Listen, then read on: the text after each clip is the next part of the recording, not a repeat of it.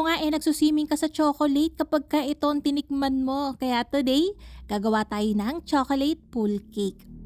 Yung base natin dito is chocolate moist cake, tapos yung frosting natin, secret muna, malalaman nyo mamaya. So wag na natin patagalin yan at simulan na natin. Dito meron akong 3/4 cup ng fresh milk, pwede rin naman ng evaporated milk, 3/4 cup ng water, 1 cup ng sugar, 1/2 teaspoon ng salt, and 3/4 cups ng cocoa powder. Van Houten na cocoa powder yung ginagamit natin today, 1/2 cup ng oil. Ang ginagamit ko ditong oil is regular coconut oil lang, pwede rin ng vegetable oil, and then i-mix na natin yan.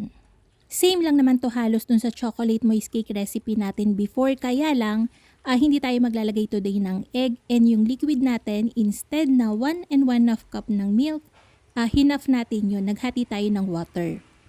Since sa foil pan tayo magbe-bake, gusto ko flat na flat lang siya. Yung egg kasi nakakapagpa-volume, pati na rin yung milk. And kapag pinuro naman natin ng water yung ating chocolate moist cake, masyadong dense yung kakalabasan. So, kinalahati ko na lang. So, again, pwede kayong mag-substitute ng mga ingredients, pero pag-aaralan nyo syempre yung magiging epekto nun. Okay? So, dyan naglagay lang ako ng 1 cup ng all-purpose flour, 1 teaspoon ng baking powder, 1 teaspoon ng baking soda. Sinif lang natin yan, and then again, mix lang natin yan hanggang combined na. Pagka may chocolate, yung mga butter ko, maliban na lang sa chiffon ha. Yung chiffon, ibublo muna natin yung cocoa powder. Pero pagka moist cake, muffins, nire-rest ko muna yan bago ko siya isalin dun sa ating baking pan. Mga at least 10 minutes lang. Yung baking pan na gagamitin natin dito is foil.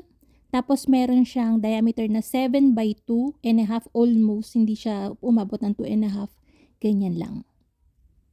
Sa baking store ko to nabili, pumapatak siya ng nasa 21 pesos each, ganun. Tapos nga, once rested na yung ating cake butter, kanina matapos natin siyang haluin, medyo hindi pa siya smooth. Pero once rested na yan, magiging smooth na yung butter natin kasi na-absorb na ng cocoa powder at saka ng all-purpose flour yung ating liquid. So kahit hindi na natin siya salain, pero pwede nyo rin naman salain kung gusto nyo. Nilagyan ko yan ng tigwa 1 cups ng butter kada foil pan, mababa lang siya, and binake ko to sa preheated oven na may 150 degrees Celsius for 35 to 40 minutes. Makikita nyo, flat na flat lang yung ating cake. Dahil yan sa low temperature ng oven natin, hindi tayo nag-add ng egg, and minimal lang yung ating milk. Dito naman tayo sa paggawa ng ating velvety, napaka-rich, at saka napaka-smooth na chocolate frosting. Dito, meron akong 3/4 cup ng light brown sugar, 1/4 cup ng cornstarch, 1/2 cup ng cocoa powder, Van Houten ulit, and 2 cups ng fresh milk.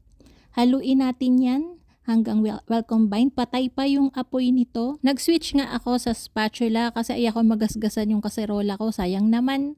So, ayan, haluin natin yan hanggang wala nang natitirang cocoa powder na powder. Binuksan ko na yung apoy niyan to medium-low, and then dire-diretso yung halo. Eventually, lalapot yan ng bonggang-bongga. Pagka medyo mainit na siya, nilalagay ko na yung 2 tablespoon ng butter natin. Pwede rin ang butter compound. Mas gusto ko nga gamitin tong frosting na to, lalong-lalo na kung nasa foil cakes lang naman. Kasi mas masarap siya for me ha. For me lang naman hindi ko kayo pinipilit. Sa chocolate ganache. Hindi kasi siya nakakaumay. Alam mo, kahit damihan mo yung lagay mo sa cakes, hindi ka mauumay, mas masasarapan ka pa, ganon. So, ayan, lumapot na yung ating chocolate na sauce. Actually, ito yung chocolate sauce natin. Binago ko lang yung yung timpla niya na kaunti. Para kahit lagyan natin siya ng chocolate na mas magpapasarap sa kanya, hindi siya masyadong matamis. Ang ilalagay ko dyan is milk chocolate couverture ng Van Houten. Kung walang budget sa couverture, meron din silang milk chocolate compound, pwedeng-pwede din yun. Maglalagay lang ako dyan ng nasa 2 cups. Bago ko pala ilagay yung chocolate natin, di ba lumapot na yung ating chocolate sauce? Pinatay ko yung apoy, and then hinalo-halo ko pa yan bago ko ilagay yung chocolate para naman hindi kaagad masunog yung chocolate natin kapag sobrang init yung chocolate sauce. So palamigin nyo na kaunting-kaunti lang naman. Yung parang yung temperature na makakatunaw lang ng chocolate. Haluin natin yan hanggang maging smooth na and tunaw na lahat ng chocolate. Isinalin ko yan dito sa pan para mas mabilis siyang lumamig. Tapos nilagyan ko siya ng cling wrap and ire-rest ko to sa fridge until lumamig lang. Okay, gagamit tayo dito ng immersion blender. Pero kung wala kayong immersion blender, dito pa lang, i-sieve nyo na, isalain nyo na yung mixture natin para maging smooth na siya. Pero ako, since mapapansin nyo, tamad na tamad akong magsala talaga, hindi ako nagsasala, immersion blender na lang yung ginagamit ko. So ayan, ita-transfer ko yan dito sa bowl para nga ma-mix natin yan ng maayos. Kung walang immersion blender, at tamad din kayo magsala katulad ko, pwede nyo naman tong i-mix din ng hand mixer, ganun, para lang maging smooth siya.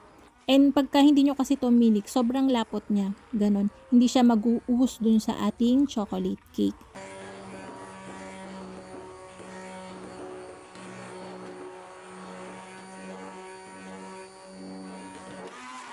After nga niyan maging smooth, ganito na yung texture niyan. O diba ang sarap palang, tingin pa lang ang sarap na. Ilalagay natin to dun sa ibabaw ng cakes natin kapag ka malamig na yung cakes natin. Okay, may chocolate yan. Kapag ka nilagay nyo ng mainit yan dito sa chocolate, parang may natutunaw na ganun. So, again, ilagay nyo to sa cake nyo kapag ka malamig na. And then, pagka sali natin nito sa kanya, hindi ko na mineasure ha, tinansya ko na lang kung gaano kadaming ilalagay, pero punong-puno yan. So ayan, itatap lang natin yan para ma-release yung mga air pockets sa loob and mas maging smooth siya. Tapos, ire-rest natin to ulit sa fridge o kaya sa chiller. Mas maganda overnight bago nyo siya lagyan ng designs o kaya ng toppings. Pero ito, mga less than 1 hour ko lang tong nirest. Kaya, nung nilalagyan ko yan ng print dyan, hindi siya masyadong nag-i-stay. Pero kung chinil nyo to overnight o kaya at least 6 hours, mas maganda yan. Kasi again, may chocolate to. Alam nyo naman yung chocolate, mataas yung freezing point niya. So, madali siyang tumigas. Especially kung Van Houten yung gagamitin nyo, lalong-lalo na yung couverture, quality chocolate kasi talaga to. So, kahit nasa room temperature lang, once na nag-set yan, magi-stay na yon. Yung toppings ito, depende na sa inyo yon, depende na rin sa budget. Pero ako, tinamad na akong gumawa ng mga chocolate molding. So, ito na lang yung ginamit ko, yung mga natira ko sa fridge. Etong mga nilalagay ko sa ibabaw na chocolate, dark chocolate compound yan ng Van Houten, tapos tinunaw ko lang siya, tapos ginamitan ko ng silicone mold. Yung packaging natin ay may kasama ng plastic na cover.